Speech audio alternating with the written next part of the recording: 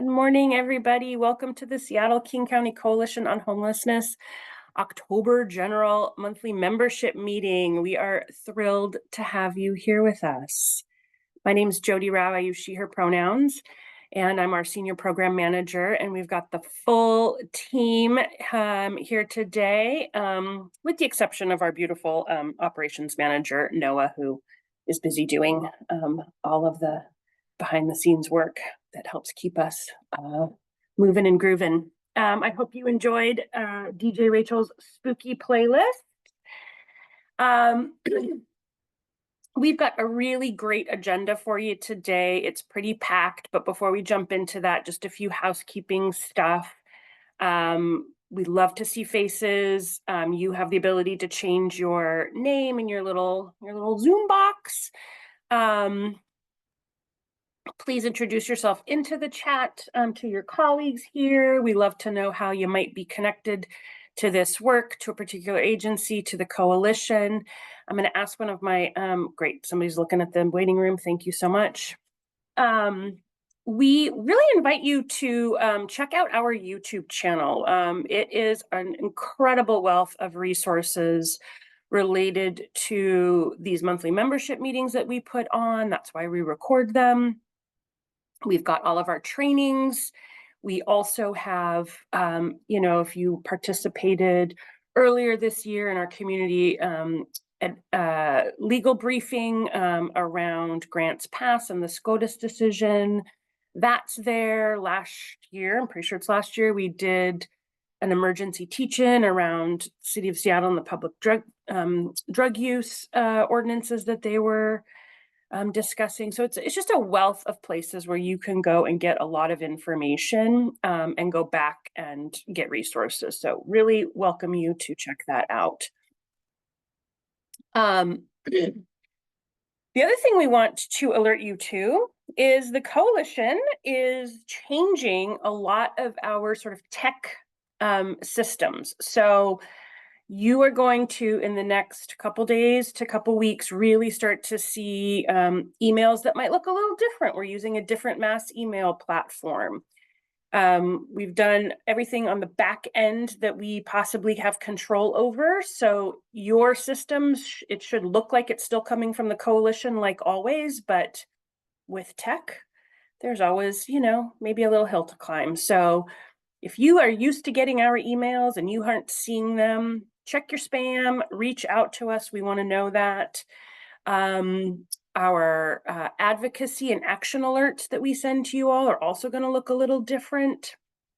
And then, as many of you have probably already seen, our sign-up forms and our registration forms for our meetings and our trainings also look a little different. So we are pretty excited about it. And we're launching it sort of super officially next week. And we're working on an email to go out to just sort of say like, hey, this is the new look of the coalition in our communications. And we're going to have a new email sign up form and a preference center where you can go in and change your preference centers. You don't need to do anything, but you can, and you can check that out. And like I said, if you're not hearing from us, and you usually do, holler. We'll maybe one of my colleagues will throw a couple emails in to the chat, so you have that accessible to you. All right, our agenda is amazing. We've got folks from Evergreen Treatment Services here to talk about their Treatment in Motion program, and they're going to share a little bit about that program, how to access it, where they go, and I think they've got some questions for you and are looking for a little bit of feedback from you as well about this program. As many of you know, the coalition is passionate about all things voting rights and elections and making sure we have a strong and robust democracy. So we're going to talk about just some key things that you need to know and how you can help other folks cast that ballot. We are going to dive into some budget advocacy and some of our staff announcements, and then we've got time for our member and community announcements. So that's what we have ahead of you. I saw that somebody enabled closed captioning. Thank you. I tend to forget about that, but that is a tool, if that is useful for you, that you should be able to access down at the bottom menu of your Zoom screen.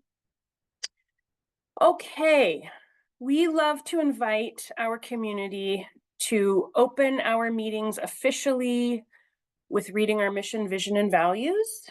And if I could have a volunteer that is willing to do that, I would be much appreciated.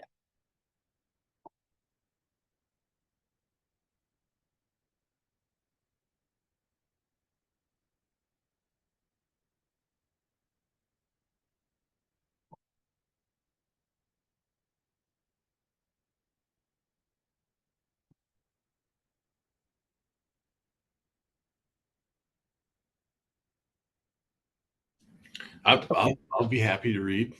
Awesome, Rick. Thank you. So, Coalition on Homelessness mission is we mobilize our community to challenge systemic causes of homelessness and advocate for housing justice. Our vision is a region that acts on a shared sense of responsibility to ensure that everyone has a home and values equity, justice, and collective action. Thank you kindly. Everyone else was saved by the bell because I was going to have to read it, and you're going to hear a lot of my voice today. So thank you, Rick. Much appreciated. The other thing I did fail to mention, which is also helpful, is if you do not want to be included in this recording, just stay on mute, throw any comments, questions, resources into the chat. But, you know, being on screen doesn't include you in the recording, only if you come off mute. So that is that. So we are going to start by saying a deep appreciation and goodbye to one of our beloved colleagues. So I'm going to hand it to our beloved Executive Director, Allison Eisinger, to kick off this section here. Thank you, Jody. Good morning, everyone. I'm Allison Eisinger. I use she, her pronouns, and I'm the director of the Coalition on Homelessness. I'm joined by my able assistant here, Minka. And we promised to keep this short out of respect for Rachel Marr's preferences, but we did have to sort of pin her down and say it is part of the culture of this organization to publicly recognize, thank, and appreciate people for their contributions to the work, not only of the coalition as an organization, but to the broader coalition, which you all are part of. Rachel has been with us for a couple of years and has been through times of pretty significant transition for the coalition and has really extended her skill set in service of this work in innumerable ways, far beyond the DJing at the beginning of each of our membership meetings, but that may be what most of you have had the pleasure of associating her with. Rachel, we really, really want to thank you for all the work that you have done with us and for the coalition, and to advance our mission, vision, and values. You've brought so much skill and heart to this work, and we wish you all the very best. I know we're not pinning you, we're not spotlighting you, but I think that we just want you to receive the appreciation of our community as you transition to your next role, and hope that you will not be a stranger. And with that, I want to just, invite anyone to share anything that you'd like to share with Rachel, because she is not going to stay on the call, I think, for the whole meeting, in part because we've got a staff transition underway. And so the flip side of this bittersweet announcement is that we are hiring for an office lead position. So we really warmly welcome and appreciate everyone's help in getting the word out far and wide to help us build a really strong, diverse pool of candidates to join us as our next hold down the internal fortress of operations and office activities for the Coalition on Homelessness. Thanks, Hallie, for putting the link in the chat there. Just to let folks know, it's a full-time hourly benefited position. All the details of the job description and the hiring process and the preferred deadline of November 4th are in the link that Hallie dropped. It's on our homepage, homelessinfo.org. And we really thank and appreciate you, Rachel, and hope that you'll come back maybe as a guest DJ. So I think I am handing back to you, Jody, to You bring us forward. Yeah. You are, and I will just take the opportunity and then we will put Rachel out of her misery, but you've been amazing. Folks on this call, Allison said you mostly see her as the DJ, but she has, she's a little bit of the glue that keeps all of us together and all the pieces humming, and it's a huge, huge piece, and I have thoroughly enjoyed getting to know you and getting to work with you, and best of luck on your future adventures. All right, we will put you out of your misery, Rachel, and we will move on to the fabulous folks from Evergreen Treatment Services here to talk about treatment in motion. So we have Christine Beeman, who is the ETS Seattle Clinic Manager and the King County Treatment in Program Manager. And then we have Rick Stillwaugh. Thank you, Rick, for reading our mission, vision, and values, who's the ETS Associate Director of Behavioral Health. I don't need to tell this group what an incredible resource having more access to behavioral health and substance use treatment is. And so I'm going to hand it over to Christine and Rick and let us know if you both should be co-hosts. So let me know if you're having any tech problems. Thanks, Jody. Appreciate that, and thanks for the introduction. I'm Rick, the Rick part of the group. I've been with Evergreen Treatment Services for almost 6 years, and really enjoy working for the organization. Before we get started, Christine, do you have anything you want to say? No. Thank you so much for that introduction. It means a lot. We've been doing this work for a while, and the Treatment in Motion program means a lot to all of us here at Evergreen Treatment Services. So thank you for having us. All right. Well, we've got a small PowerPoint presentation that we're going to share. So I'm going to go ahead and share my screen, and let's see. And bear with us. You have the two least tech savvy people here. Let's see. No worries. All right. And we don't use Zoom anymore. We use Teams, so it's a little different, but I think I can figure this out. All right. Can everybody see that? You're good. Okay, so now I think we need to move it to, okay, the slideshow. All right, great. So as you said, Jody, we're going to talk about our treatment in motion program. And before we do that, we just want to talk a little bit about the organization and what we do and kind of how we've got to this place. We're Evergreen Treatment Services. Who are we? We're a nonprofit organization. We provide substance use treatment for opiate use disorder and street-based outreach services. We've been providing those services since 1973.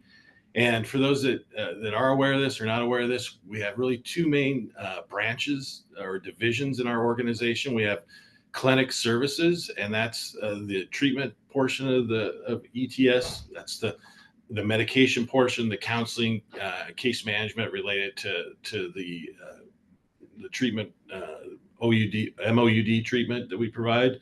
And then we have our reach side of the house, which is the street-based intensive outreach services. And they're the folks that do intensive case management, our lead program, and those types of things. Christine and I are both from the clinic services side of the house. And that's where our TIM program lives primarily. And so we serve more than 7,000 people every day in the community, and we use a harm reduction approach, right? So that, means that we work with people regardless of their situation, and help them to reduce their harmful drug use or other activities and behaviors that are potentially causing them harm. So we want to reduce the harm and build relationship so that we can be there for them and help them identify their recovery goals. So who do we serve? Probably a lot of folks that you all serve, but we provide support services to people who use drugs or are in recovery, people who are unhoused or unstably unhoused, folks that are incarcerated or formerly incarcerated. Our folks are that we serve. There's a lot of stigma. There's a lot of social inequity, homelessness, trauma, and then just a lot of unhoused folks, a lot of unaddressed mental health, behavioral health issues. And so those are the folks that we're working with on a daily basis. So our opiate treatment program, on the clinic services side of the house, we have three clinic locations, one in Seattle, one in Renton. The Seattle location's on Airport Way, one in Renton, and then one down in Olympia. As you know, the current Seattle site has been damaged through an extensive flood, and we've just recently been able to bring services back to that location using some of our mobile units. So that's really good for us, using that and portable units. So we're back there providing services to folks, and obviously we're in the process of rebuilding.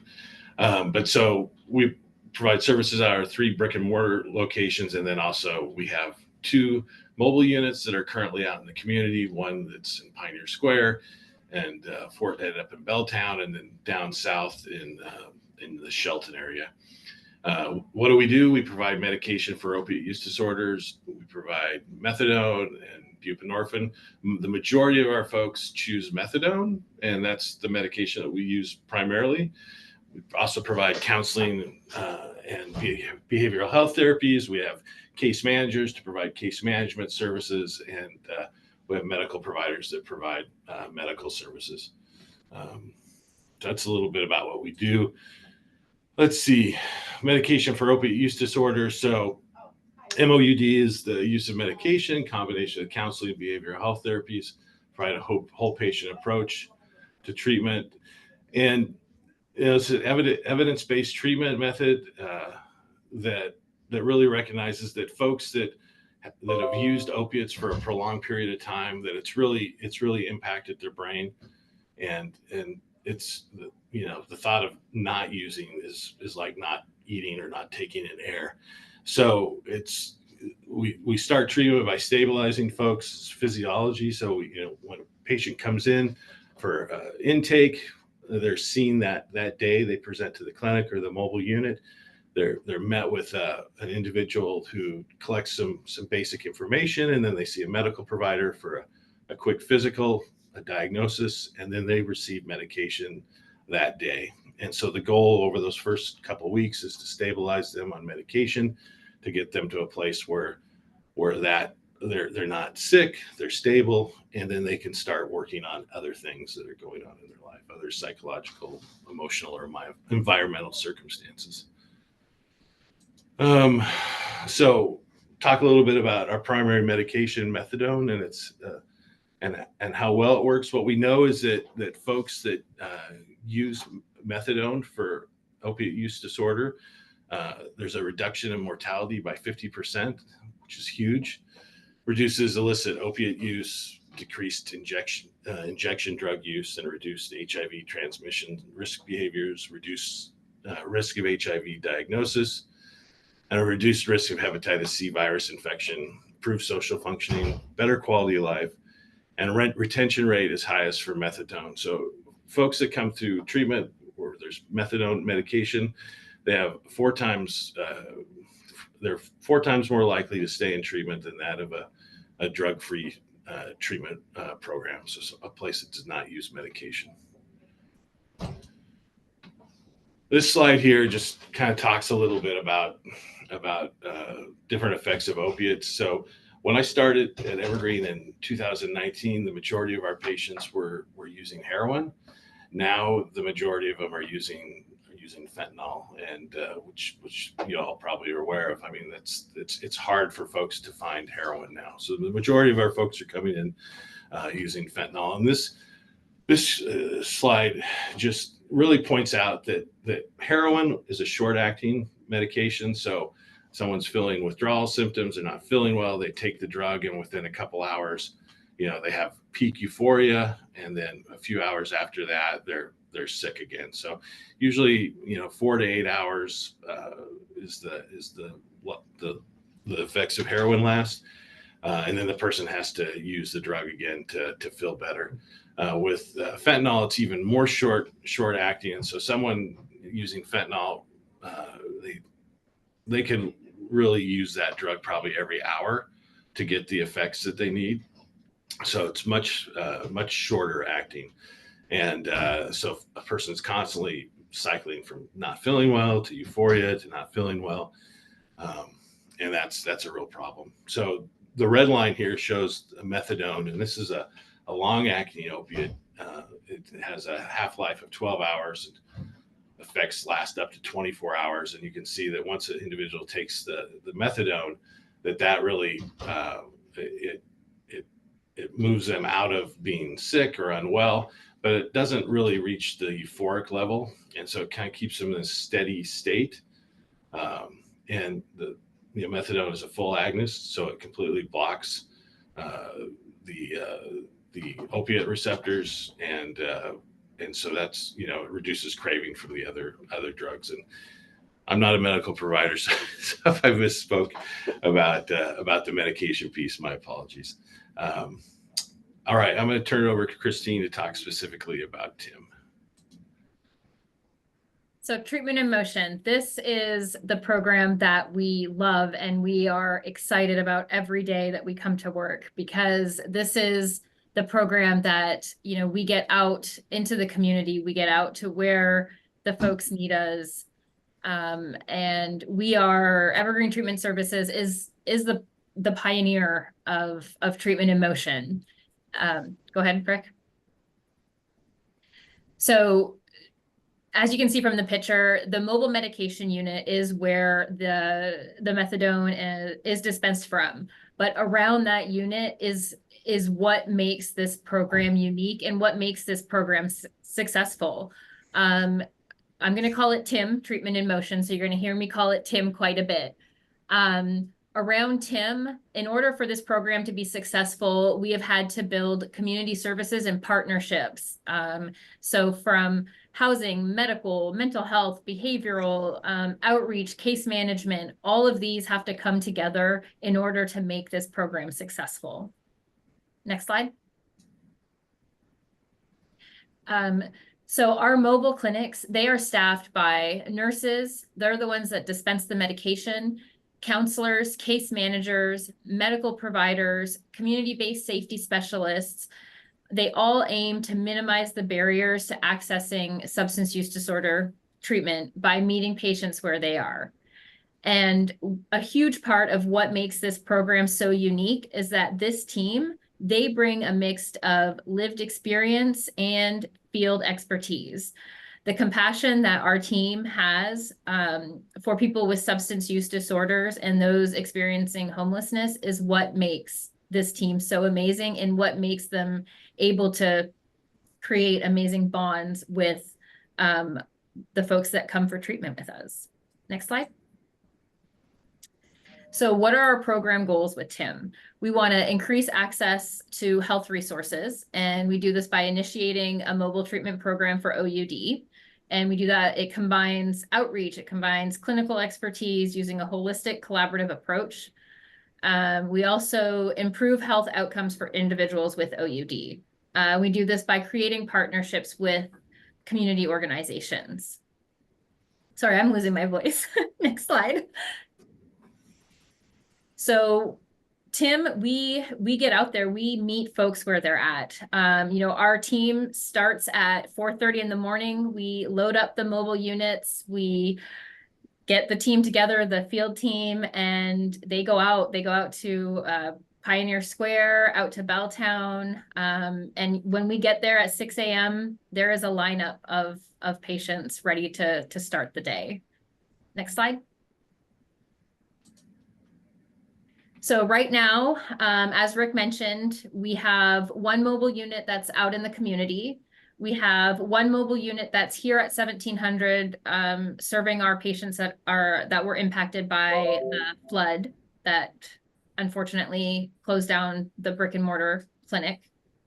So our TIM unit that's out in the community is at Pioneer Square Monday through Saturday, 6 to 8:30, and then it takes about 30 minutes to close up, and then it moves over to Belltown, where it serves our community from 9:30 to noon.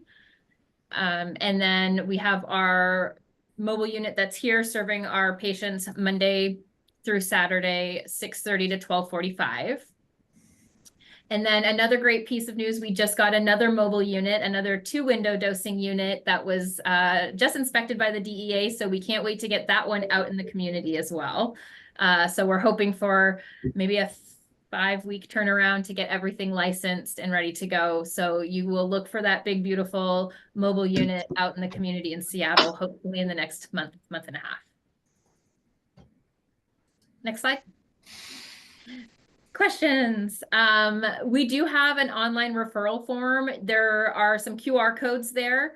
Anyone in the community, it is a self-referral form. Our community partners, case managers, anyone in the community can scan that referral form, and it will bring up a form, and you can fill it out with a client. The person themselves can fill it out, and as soon as it gets submitted, it gets shot right over to us. And we can coordinate an intake for that person. We can reach back out to, if it's a case manager that's filling it out on behalf of the client, we can coordinate an intake. This form has been really amazing. We have been able to outreach with a lot of different community partners utilizing that form. And then the other QR code has some flyers that will give you a little bit more information on the TIM program. Do clients? Oh, I missed, there was a question, but it went away. I see it.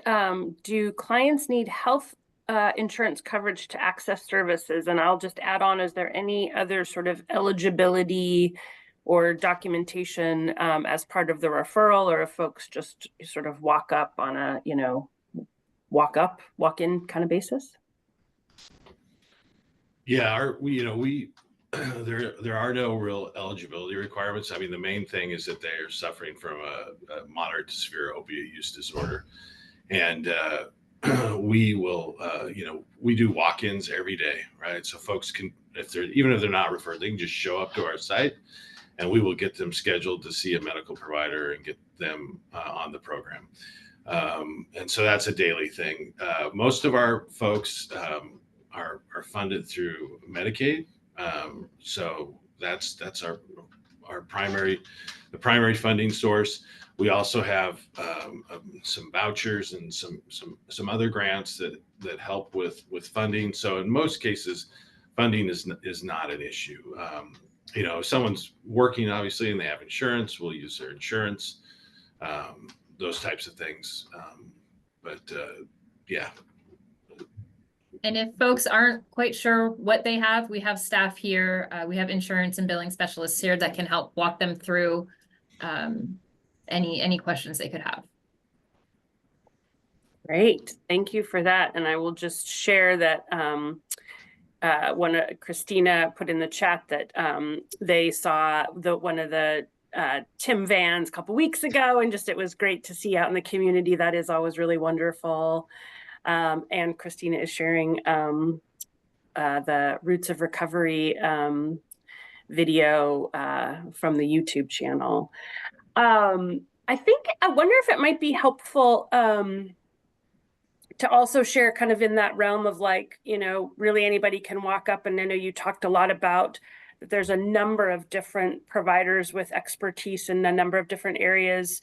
But I think specifically, are there particular other agencies that you partner with around different stuff? And then I think you did mention housing, and I think, we all know that housing is limited and there's not nearly enough of it. And so I think maybe just a very realistic understanding of what that process looks like for someone that might be needing that as part of their stabilization around their health. And I am still checking the chats. Yeah, so I'll start, and then Christine, feel free to jump in. I think one of our primary partners in this program is really an internal partner, which is our REACH program. So they have a lot of access to resources to housing. So they're a big part of our partnership. We also partner with Peer Washington, Peer Seattle, Pioneer Human Services. We have a partnership with the Chief Seattle Club. And so those are a lot of the folks that we're connecting with. Our services, our counseling services are SUD. So we provide that through substance use disorder professionals and trainees. We do not provide at this time mental health services. So we will refer out to that.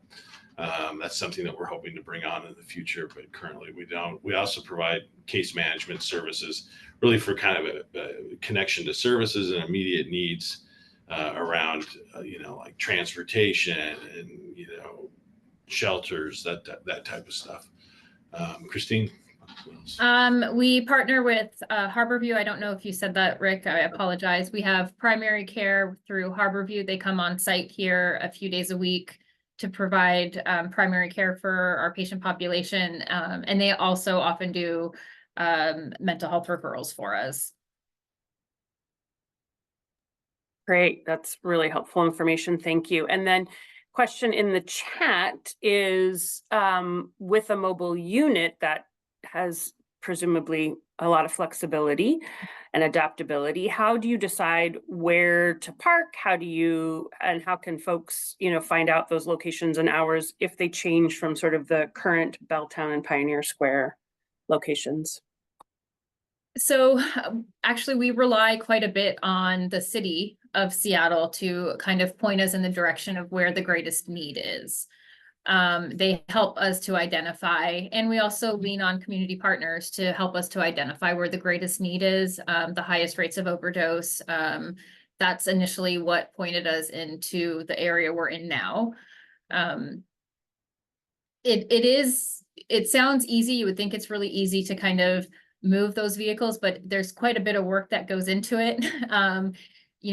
When you stop a location and then move a location, it takes about an hour to pack up all the equipment on the inside. It's, and then move to the location and then start all the pumps again for the medication. So it can be a little bit time consuming, but we have a really amazing and flexible and adaptable team.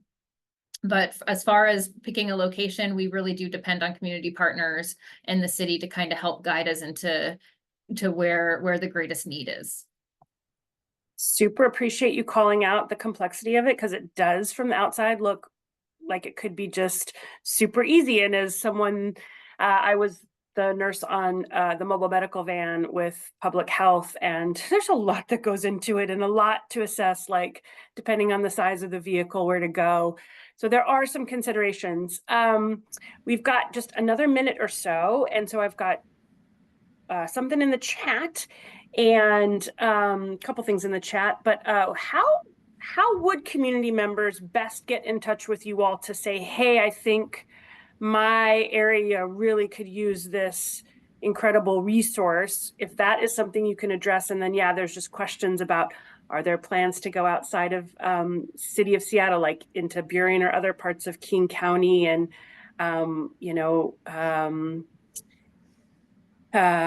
looking at a connection with Seattle Public Libraries as a good contact as well. So we'll end on that sort of question.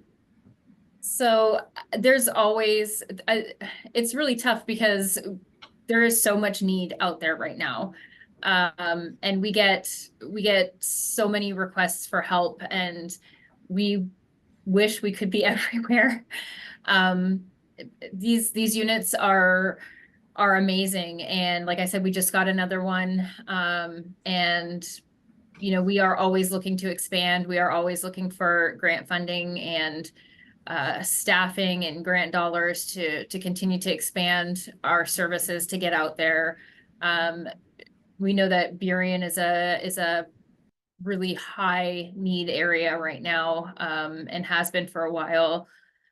So I think just continuing to have those conversations with folks is a huge part of it. I know that our leadership is in all of those meetings, and they bring it back to us as well. But just know it's always being talked about. It's always, at the forefront of every discussion right now. We just need more. We just need more.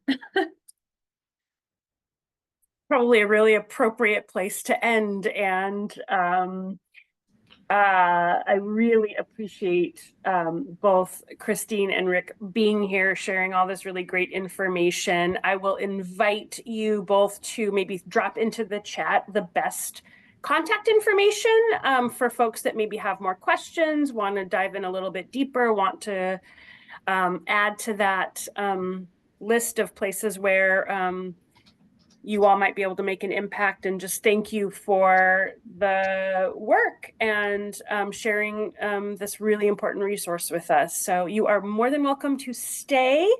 We're going to dive into general election and some advocacy on the subject of we need more, ... Fill in that blank. But thank you all for being here. Really appreciate your time and sharing space with us today. Thanks, Jody. Hey, and if I could just say real quick, one way I put my contact information in the chat, but another way is through our website. And so there's that gives our location information and also an opportunity to contact us through that. So that's an easy way too. Thank you. Appreciate that. Thanks. Before we jump into the rest of the agenda, I'm going to hand it back to Allison for another little announcement before we dive into other things. Thanks, Jody. I was just, well, one of the things that is happening, as you all may be aware, those of you who just joined us, we said a fond farewell to Rachel Marr, who's been our office manager for over 2 years, and shared with people the fact that we are now in a hiring process for a new office lead. So welcome your help in getting the word out about that. And Hallie, maybe I'll ask you to just put the link in there once more for folks who might have joined since then. But we also, so sorry about this, forgot that we have a new staff person whom we just recently hired in a new position. And we want to introduce her very briefly to all of you so you can associate her face and her name with messages that you may be getting. And that's Danielle Palmer-Friedman, who's waving right there. So please help welcome Danielle. We'll give her a little time to introduce herself at our November general membership meeting. But Danielle is in a new role that you all helped us be able to create, which is communications lead. And she comes to us with a wonderful range of experiences, personal and professional, and skills, and has already jumped right in to help update a number of our materials, including the work in process that is our guide for voters who may be homeless or experiencing housing instability. So we will share that with you. You'll get a chance to meet and hear from Danielle probably immediately. And we just want to give you a warm welcome and thank everybody who is helping us build our staff team. Thank you. You know, if you're following us on social media, you have Danielle to thank for the enormous uptick in quality postings. All right, Jody, tell the people what they need to know about voting and helping the folks they work with register, vote, and be part of our democracy. Thanks. Yeah. As I said at the top of the meeting, like, we really deeply care about this. Like, we at the coalition really believe that everybody who is eligible should be able to exercise that right to vote and participate in our democracy. And that is what makes a strong and robust democratic system. We also believe that this is a huge part of our racial equity work. given the intersections of voter disenfranchisement, racism, homelessness. These things intersect in a really ugly way. And so we do voter events, or voting rights as we are like to call them, year round. And then of course, as an election approaches, we really try to, like, you know, up that game a little bit. And I'll be honest, the last 2 years we've had like 5 elections, like in 2023 and 2024. So I feel like we're just like, you know, kind of at our A game and, you know, at full speed ahead for the last 2 years around this. And it's been really, really exciting. So not only do we go out to a lot of our community and partner agencies, so we are at the libraries, we are at both King County and Seattle Public Library in different ways and different times. We're at permanent supportive housing sites, we're at day centers, we're at emergency shelters, we're at food banks, we're at meal programs. So, and then we can connect with folks online as well to share this information, because it's really a very small amount of information that in a quick moment, you might be able to shift the trajectory of someone and how they are able to think about or engage in voting in elections. And I have this really, really wonderful story. So we were just recently at a partner agency resource fair over at the Hen office at Catholic Community Services.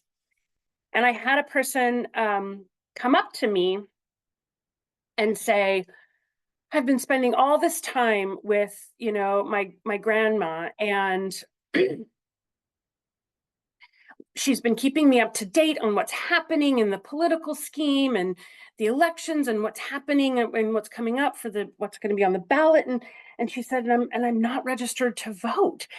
And I said, well, let's get you registered to vote. And she was, you know, she had other things that she needed to be doing that day. So she had come up and sort of initiated and talked with us and got a little information. And then she said, okay, I'll be back. And as she walked away, she was an incredible messenger, as you all can be incredible messengers and partner with us in this way.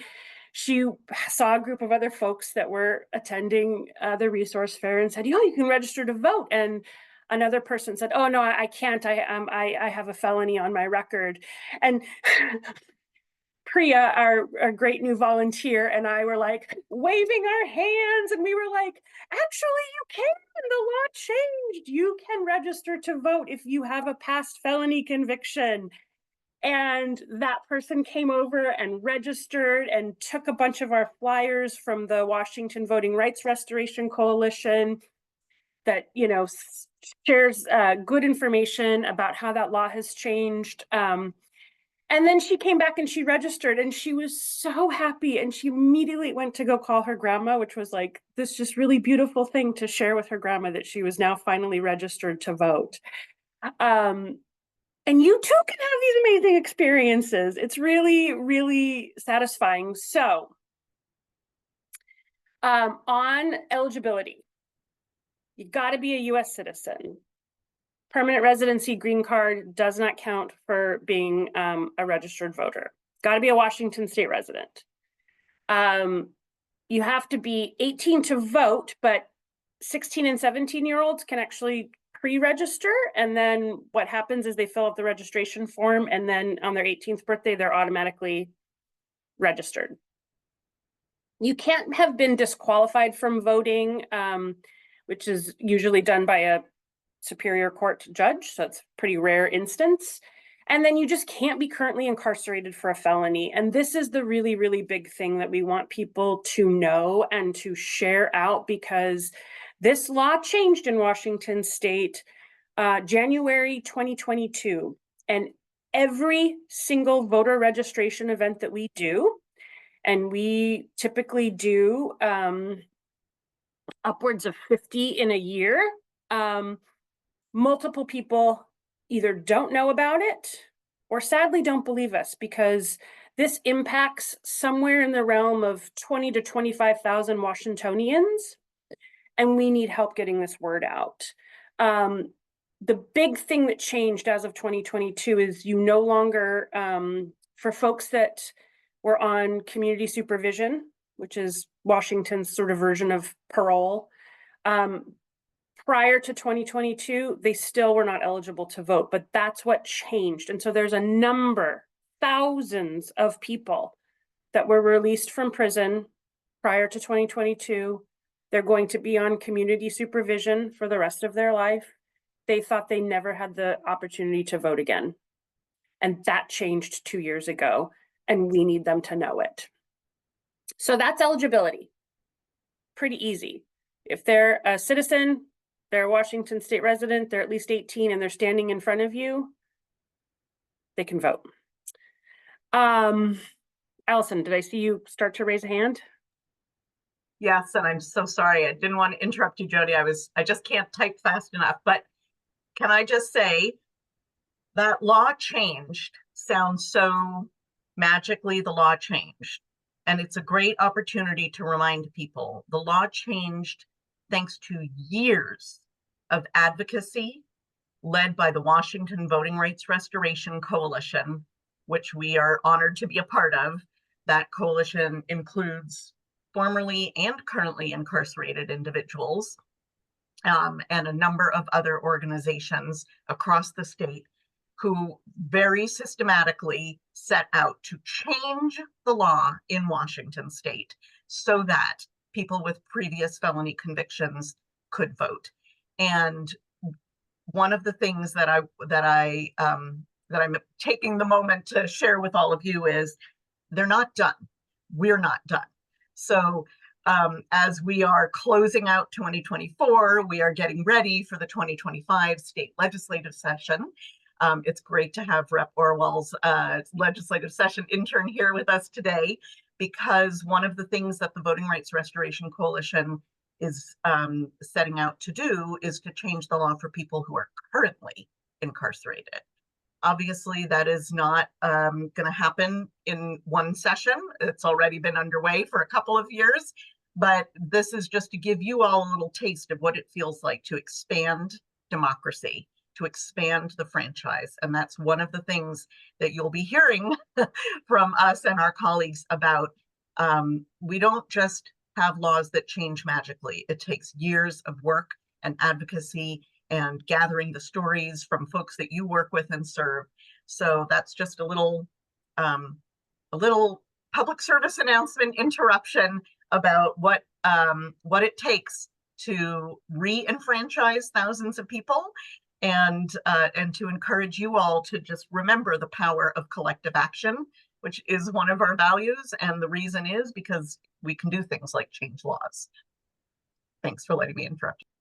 No worries.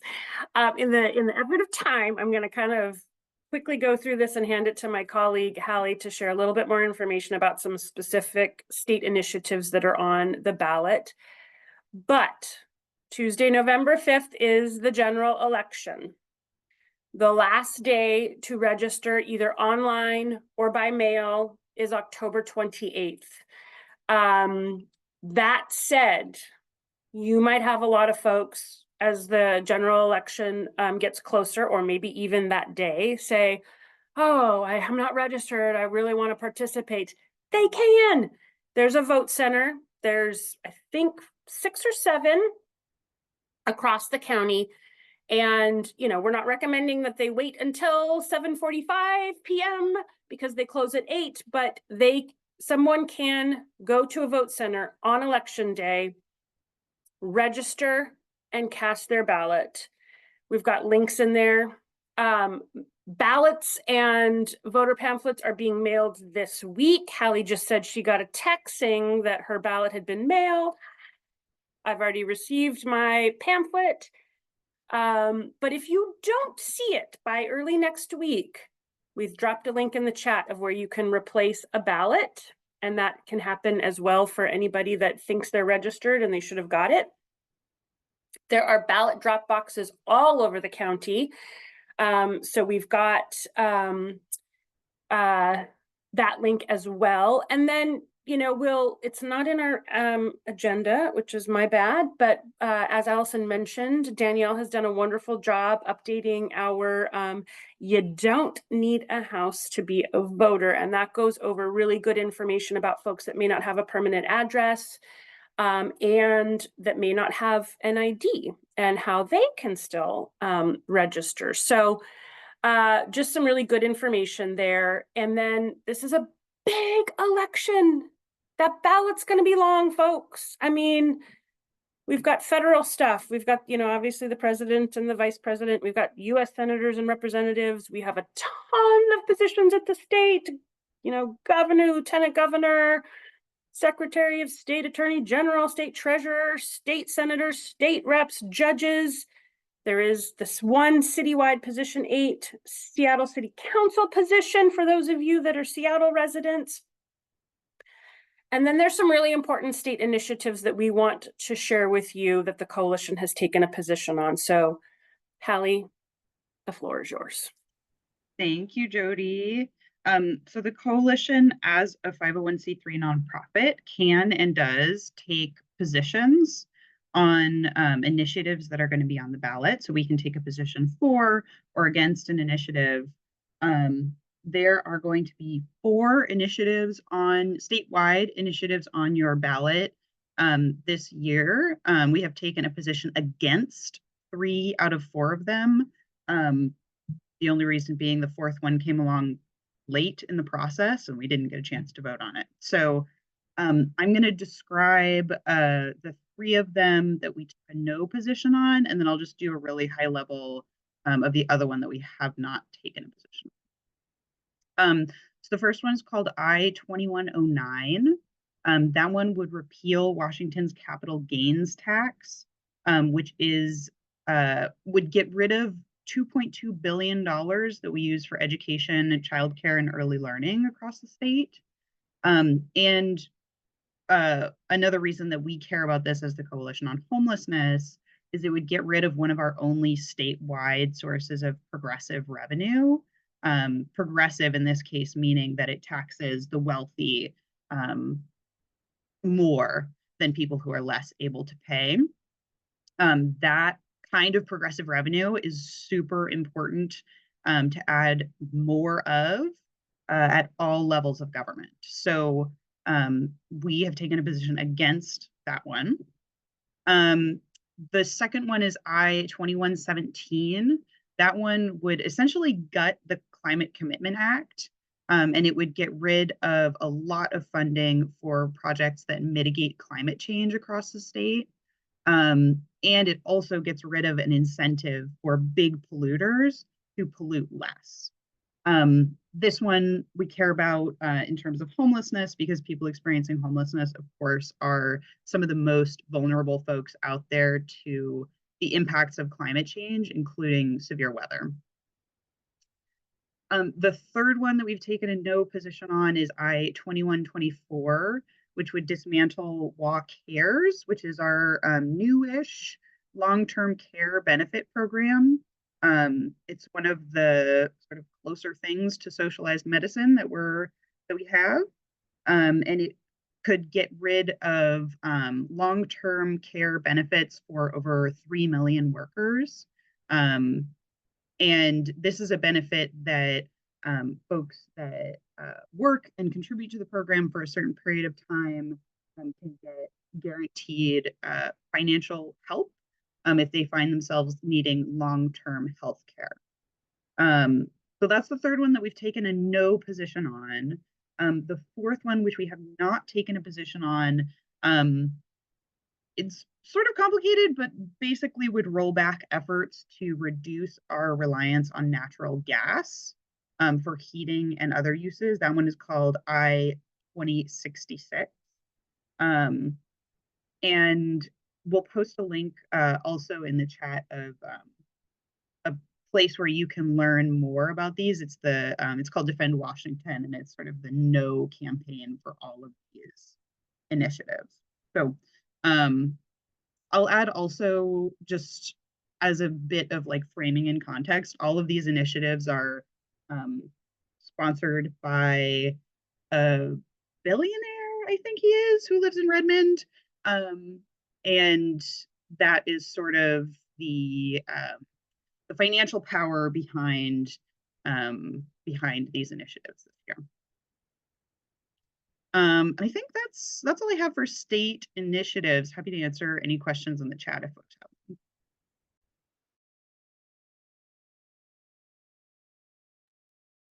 I haven't seen anything, but we've got some good stuff happening. So I think if you're in the midst of typing, keep doing that. And let's move on to budget advocacy.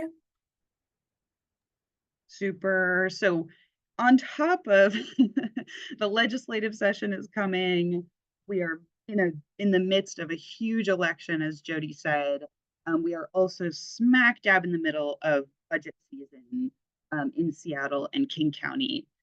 This is the time where local government makes really important decisions about how and how much to fund housing, shelter, and human services for the next year or two.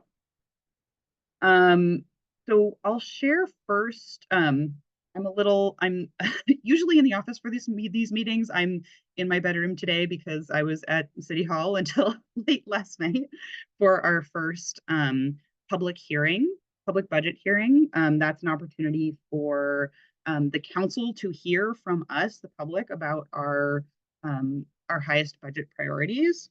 So I went to speak on a few different issues. First of which is fixing deficiencies in the proposed budget. So the budget right now is in the hands of the city council. The mayor has sort of created what he thinks is a good idea for the budget and has handed it off to the council. The council now gets to work with it for the next 6 weeks or so. And this is really the period of time where we get to talk to the council and tell them what they need to change. So I spoke to a few different issues, including adding some things back and increasing some investments that have been cut in the mayor's budget, including rental assistance and tenant supports. We're advocating to double those investments. They were cut in half in the mayor's proposed budget, which is not acceptable at a time when homelessness is increasing and evictions are at really high levels. We're also advocating for funding to be replaced that helps people access state and federal public benefits. If you've ever been to one of our public benefits are key trainings, that program is done in conjunction with Solid Grounds Benefits Legal Assistance Team. They're excellent folks to help people. Hey, Hallie. Yeah. When you turn to look at your screen, oh, sorry, we lose your audio. Sorry. Thank you for that heads up. So that program that's run by Solid Ground that connects people to public benefits has also been proposed to be cut in the mayor's proposed budget. So we're advocating for funding for that to be restored. There are also, in addition to sort of fixing things that have been defunded in the mayor's proposed budget, we are advocating for some sort of larger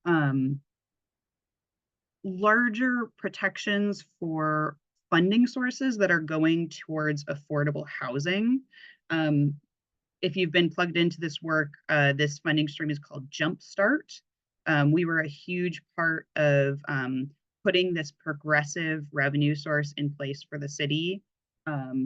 Hundreds of millions of dollars, and 62% of it is required to go towards affordable housing.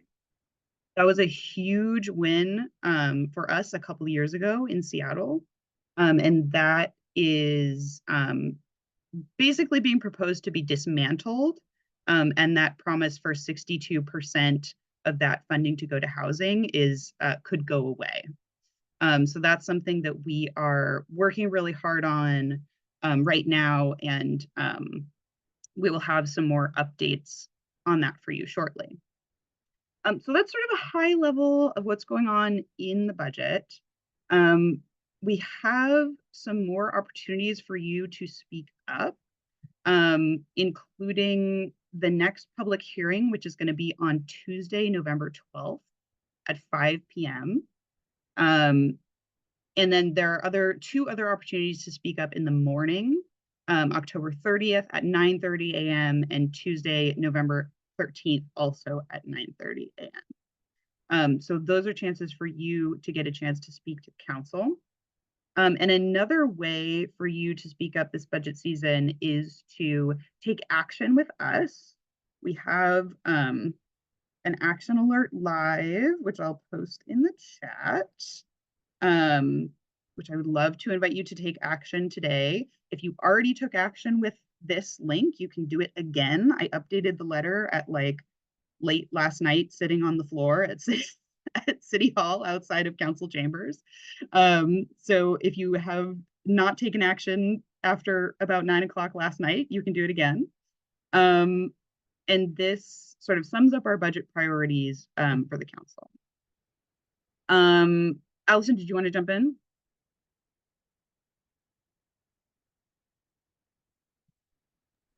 Sorry, I was waiting until you're done. You go ahead. Oh. Okay. Oh, whoops. Sorry, my links got mixed up. I'll have to grab that action alert. Thanks, Danielle, for that flag. Well, maybe while you're grabbing that link, let me just say, because I know you have been burning the candle at both ends, Hallie, and I appreciate that that folks on this call recognized and got a chance to hear your excellent testimony at City Hall. But here's my little reminder for all of you.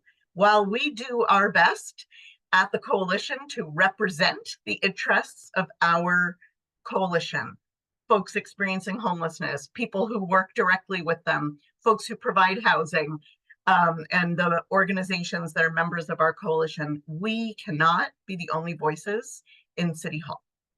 And there have been lots of times where I think people have shown up to give public comment or just to actually like be there in solidarity with others when they have actually realized how invigorating and sort of a great counter to some of the really depressing things around our sector right now it can be to be in a room that is largely filled with people who are also passionate advocates, who have direct experience of various types, and who are sharing their perspective to inform council members so that council members, most of whom are extremely disconnected from these kinds of issues, really understand the power and the impact of, for example, restoring funds and increasing services for tenants who are facing eviction.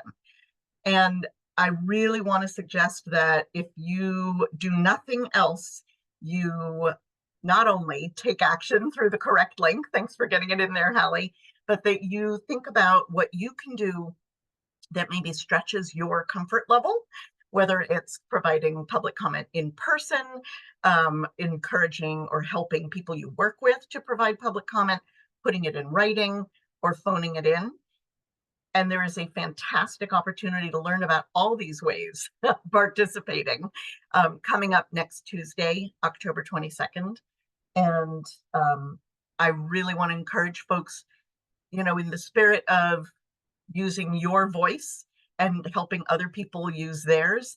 This is a pretty heavy time in doing this work. And it is a really powerful counter to that heaviness to use your voice and to recognize what it looks like to be part of a community of people who are doing the same. We all understand we are in it for the long haul. These are massive changes that we are trying to get underway, and we can't be silent. Thanks, Allison. So the first link that I put is actually for that training on the 22nd. I saw we have someone in the house who came to our in-person training earlier this month. That was an awesome opportunity. This training on the 22nd will cover both the Seattle budget and we'll touch on the King County budget as well. So if you live or work anywhere in Seattle or King County, that will be a great opportunity for you to plug in. If you can't make it to the training, still register if you're interested, because then we can send you a recording. The final thing I'll share is that we have sort of our one-stop shop for budget advocacy stuff is on a Google site that I would strongly recommend you bookmark and check in on as we move through budget season. Things change and move really, really fast. So that's a place where you can keep up to date. Also, if you are signed up for our action alerts, we will be inviting you to take action multiple times. So please plan to take action maybe once a week or so. Your voice is important. You are not annoying. So please do speak up with us as we let you know it's a good time to do so. All right. I think that is all that I have for budget advocacy updates. I'm happy to answer questions in the chat, and I'll put my email as well. Thank you, Hallie and Allison, for all of that amazing information and links. We are going to kind of move into our member and community announcements section at this time. So I am just going to take a quick moment to plug again for anybody that missed it at the top of the hour. We're losing our fabulous colleague, Rachel Marr, who is our office manager, and we are hiring for that position, a new office lead. So if one of my colleagues could throw the link to our employment page back into the chat. This is live. We are accepting applications. We've got it posted on Idealist and Craigslist, and please just share far and wide. Encourage anyone you know that might be a good fit to apply. We do have a preferred or priority deadline of 9 a.m. on Monday, November 4th, but this is going to be open until filled. So just help us find that right person. And as Allison said, a really strong and diverse candidate pool. So you can get all of the details in the job description. We also have registration links for our November general membership meeting and our December general membership meeting, which is going to be early. Normally we do the third Thursday of the month, but because we're getting to end of year and all of the holidays that happen at the end of December, our December meeting will be on December 12th. And it's a full 2 hours because this is our state legislative preview. So it's exciting. Thank you, Barbara. I see you laughing. I saw somebody else smiling. I'm feeling a little loosey-goosey this morning, and I'm going to roll with it. Those are using our new sign-up forms. So if you've been to, you all probably used it because we used it for October. So it'll look the same. But again, if you're struggling with anything, you're not seeing anything from us, you normally see emails, action alerts, sign up pages, please reach out to us. I think probably the best place to reach out to is contact@homelessinfo.org. If someone could throw that into the chat. There's a number of eyes here on our staff that are looking at that and can respond. Thank you, Danielle. We are going to kick off our member and community announcements with Andrew Donnelly, who's a case manager with the Host Homes program from the Y Social Impact Center. My understanding from my communications with Andrew's colleague is that they are really looking for our help with their outreach to try to connect with partners. So Andrew, if you want to give a little information about what you all are hoping to gain from the knowledge here in the room. I will give you the floor.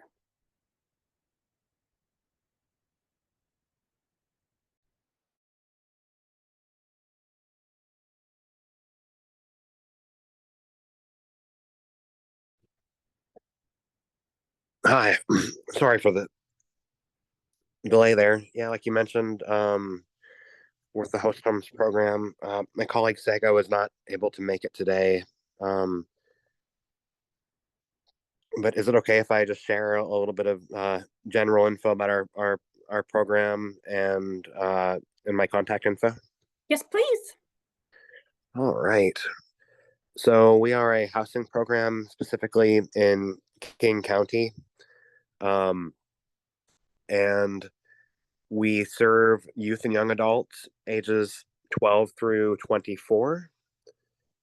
And we are in a unique position where our contract allows us to work with youth and young adults whose situation may be described as couch surfing. So a lot of our participants are unable to stay in their home of origin. So instead, they are staying with often a relative. So maybe like a grandparent, aunt or uncle, older cousin, older sibling, sometimes even a parent of a friend from school. So a lot of our participants are high school students. And we call the people, that are hosting the youth, we call them our hosts. And our hosts receive a $300 a month stipend to help offset the cost of hosting for up to 6 months in the program. They also get access to my colleague Sega, who provides them with a point of contact if they ever need resources or help mediating an issue during hosting. The participant works with me on case management. We'll help them plan their next housing steps. Any other typical thing a case manager might work on: employment, training, educational goals. We'll check in on how they're doing holistically, like in terms of their social life, in terms of their well-being. So again, where the youth or young adult knows someone who's hosting them, we call that our kinship model. We also have a traditional model of our host homes program where a community volunteer will provide a young adult, so they have to be 18 or older for our traditional model. They'll provide a young adult with room and board for 6 months.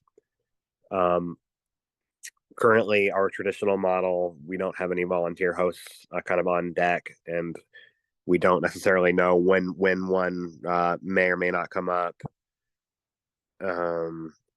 But our kinship model, we're always actively seeking referrals for. So I mean, there's a lot of situations where we may hear of a youth can't stay in their home of origin, but they're planning to go stay with grandma, or perhaps they're kind of couch surfing, or their uncle may want to host them, but their things are tight financially, and also they may need a little bit of logistical help. So another thing to consider is, if somebody is under 18 and entering our program, they will need a parental affidavit, which is basically just a form where a parent or legal guardian is giving their permission for their youth to one, be in the host homes program, and two, to stay with the host the youth has selected.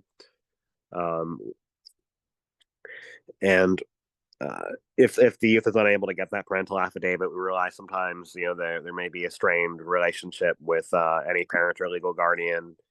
And in that case, we often refer youth to work with LCYC, legal counsel for youth and children.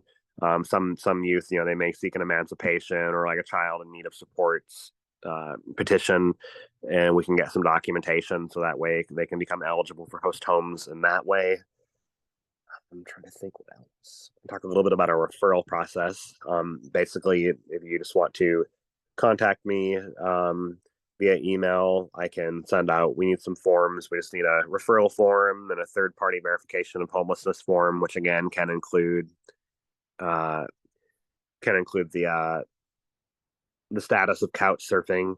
Another thing to know is, for our program, you don't need to have done a coordinated entry. We do recommend, if it makes sense for a person to do a coordinated entry assessment anyway, but you can apply just by directly reaching out, receiving paperwork, to complete. Just a couple of simple forms, and then we'll begin outreach to the youth and also the host.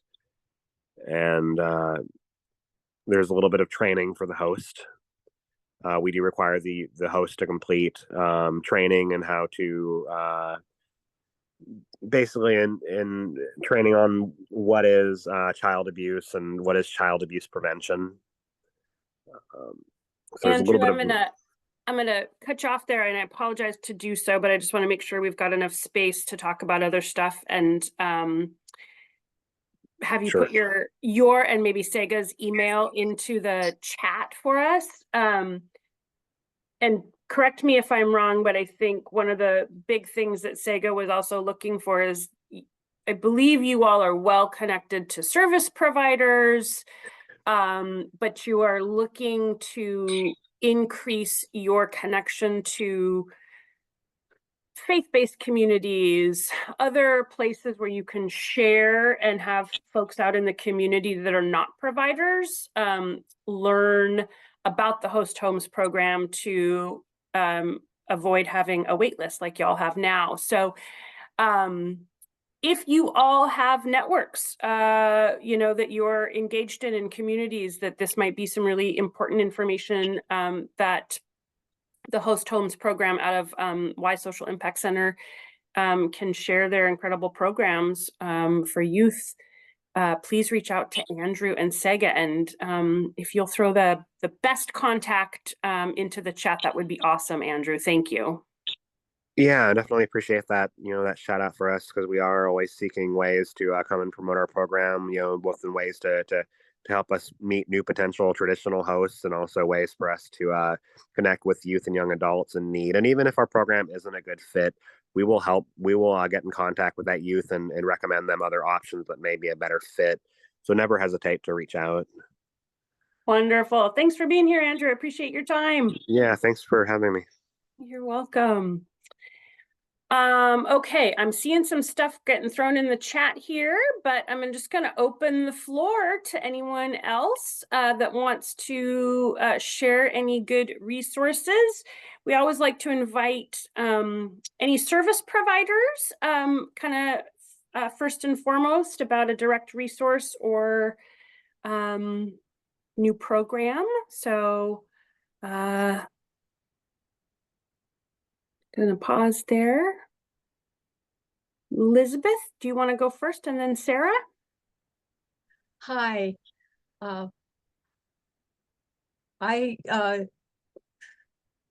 used to be part of the Seattle-King County Coalition on Homelessness. Can you hear me? Okay. And right now I have been put on the Continuum of Care Board for King County. I live out in East King County, and I'm trying to lift up the voice from there. So I'd really love to connect with people who are working out in East King County and Snoqualmie Valley area. And I'm also part of the Issaquah-Sammamish Interfaith Coalition, and we're working on a workshop that would bring together faith communities that are already doing affordable housing, safe parking, other ways of serving people who have been unhoused, and faith communities that might be interested.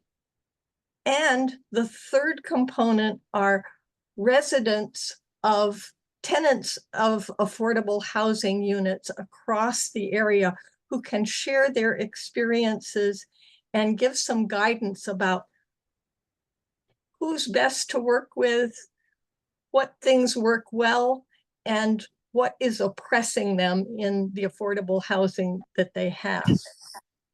Because faith communities want to make sure that if they're giving up their property to do something like this, that it's going to help people in the long run.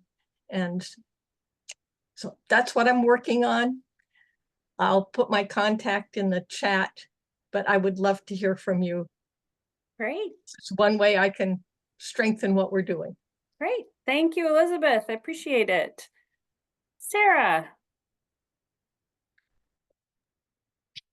Good morning, guys. I just wanted to elevate a webinar that just got scheduled this morning, so I don't have any pretty invites or graphics. But on November 7th at 10 a.m., NUSA, the North Urban Human Services Alliance, is going to host some representatives from Commerce who are going to talk us through the state's new strategic 5-year plan for housing the homeless. So it's just going to be a presentation with a high-level overview of the plan and a little bit of time for Q&A. So if you're interested, or you know someone who might be, please, I put the Zoom link in the chat. Great. Thank you very much. And maybe as you have a little bit more details written down that we can share out, send that to us as well.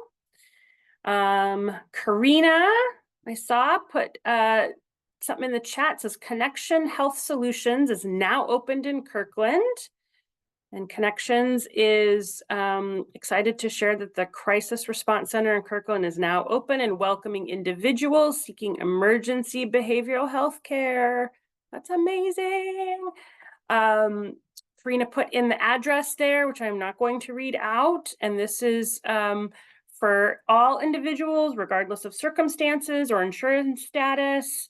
And even though they're located in Kirkland, you know, really anybody from King County or Washington State are able to get there or receive services there, assuming they can get there. Doesn't matter about medical insurance coverage. And for folks that are 18 and older, just walk in. Thanks for sharing that, Karina. We had Brooke Buettner a couple months ago letting folks know that this was coming and getting open, so I'm glad to hear that we're getting the word out. Final few minutes, folks. Any final comments, questions, networking, announcements?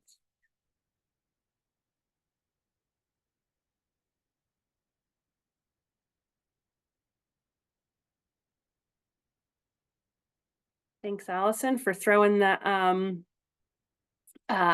October 22nd online advocacy training link back in. Thank you, Christina, for the kind words. Mary O'Brien threw in the DSHS link for the mobile outreach truck. And we've got CMAR, Izzy from CMAR. They support people who are being discharged from the hospital that utilize CMAR services. This can include helping folks schedule doctor's appointments, connecting to resources, clarifying discharge instructions. That's a huge thing when you get out of the hospital. And it doesn't always necessarily match up with what has been happening for your health. So that's a nice little closing the loop there, Izzy. So this looks like this is for folks that are part of the CMAR Health Center organization, and Izzy's put their information in the chat there.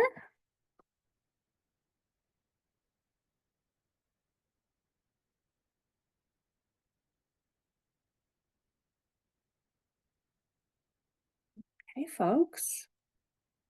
Well, thanks for being here. It has been really, really wonderful to be with you all, to share space. We got a shout out to King County Metro for their support to the folks in Burien. We've got folks that are doing the Wednesday night supper club, and those folks that community's providing meals for their unhoused neighbors. I have yet, as a Burien resident, to really participate in the way I have wanted to, but I've been down there, I have seen it. The line is long, the food is delicious and smells wonderful, and it's just a really beautiful community moment. So thank you for that.